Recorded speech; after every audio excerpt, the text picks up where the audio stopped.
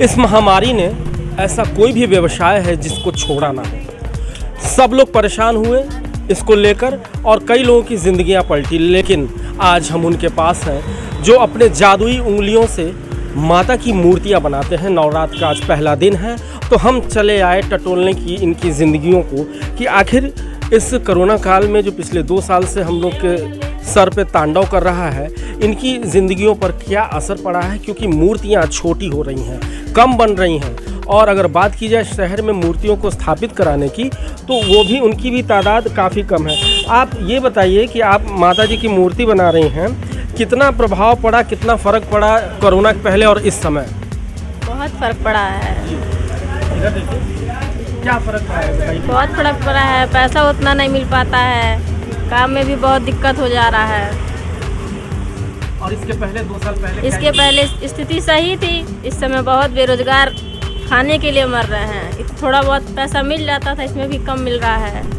ये बताइए, मूर्तियों की तादाद जो छोटी साइज में हुई है, इससे भी फर्क पड़ता है? हाँ, फ़र्क पड़ता है। पहले बड़ी बड़ी बनती थी, अब तो बहुत छोटी छोटी बनने लगी है, इसकी वजह से फ़र्क बहुत पड़ा है। तो निश्चित रूप से फ़र्क पड़ा है और फ़र्क कई लोगों की ज़िंदगियों पर पड़ा है, क्योंकि सरकार के नियम उन्होंने बना दिया है कि 7 फीट से ऊपर मूर्तियां नहीं बनेंगी। चूँकि बड़ी मूर्तियां होती थी तो उस समय लागत भी अच्छी लगती थी और ख़रीदार भी उनके ज़्यादा हुआ करते थे। आप ये बताइए, कितने सालों से आप ये काम कर रहे हैं?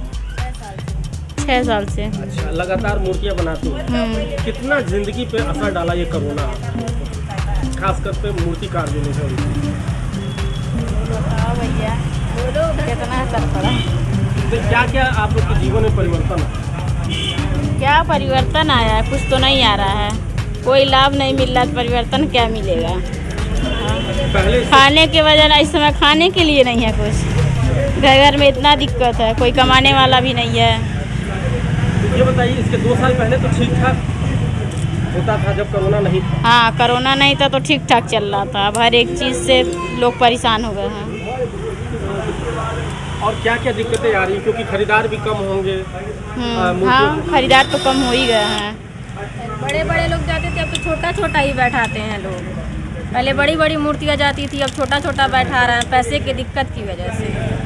तो रेट में काफ़ी फ़र्क पड़ जाता होगा छोटी मूर्ति बड़ी मूर्ति में? जी हाँ। बड़ी मूर्तियाँ महंगी मिलती हैं, छोटी मूर्तियाँ सस्ते में पड़ जाती है, इसकी वजह से फ़र्क पड़ गया। अच्छा, ये बताइए, जितनी आप मेहनत करें उसकी क्या लागत निकल पा रही है? नहीं निकल पाता है, घर से ही भरना पड़ता है। तो बिल्कुल ऐसी समस्याएं हैं, क्योंकि ये ऐसा वर्ग है कि इसके अलावा ये कोई काम भी नहीं कर सकता है। पीढ़ियों से इनका ये काम चल रहा है, इस वजह से इनकी ज़िंदगियों को तो निश्चित रूप से इस कोरोना काल में फ़र्क पड़ा है। आइए 1-2 और मूर्तिकार हैं और उनसे हम बात करेंगे कि किस तरह से आखिरकार उनकी ज़िंदगियों को परेशान किया इस कोरोना महामारी ने।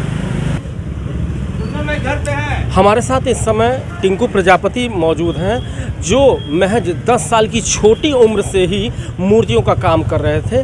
आइए हम जानते हैं कि इस 2 सालों ने कितना ज़्यादा फ़र्क डाला है इनकी ज़िंदगियों पे। टिंकू जी, ये बताइए, अभी मैंने देखा है काफ़ी बारीक काम होता है, बहुत मेहनत वाला काम होता है।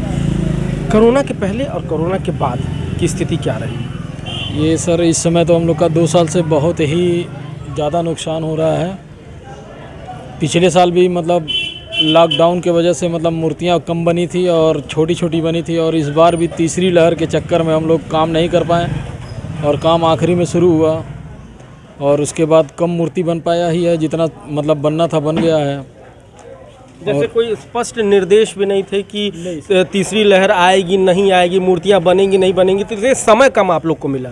हम लोग को सर तीसरी लहर के वजह से समय कम मिला सर, इसके वजह से हम लोग काम नहीं कर पाए हैं।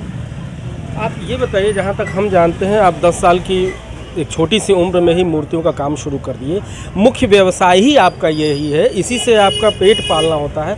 तो इन 2 सालों में कितनी दिक्कतें हुई आपको? सर 2 सालों में तो हम लोग को तो सर मिट्टी की बहुत ही बड़ी प्रॉब्लम हुई है, और समय से हर चीज़ ना मिल पाना ही हम लोग के लिए बहुत ज़्यादा नुकसानदेह हुआ है इस बार। टिंकू जी, एक चीज़ ये बड़ा एक प्रासंगिक सवाल आ जाता है कि बड़ी मूर्तियों में क्या कोरोना आएगा और छोटी मूर्ति में नहीं आएगा? ये मतलब इस पे थोड़ा आप अपनी राय बताइए, ये क्या सोच के मतलब ये किया गया है इस चीज़ को? इस चीज़ को तो सर हम हमारी सोच से जहाँ तक अगर जो ये सोच है, तो अगर जो प्रशासन कोई आदेश दिया है या नहीं दिया है, लेकिन सबके लिए एक बराबर होना चाहिए।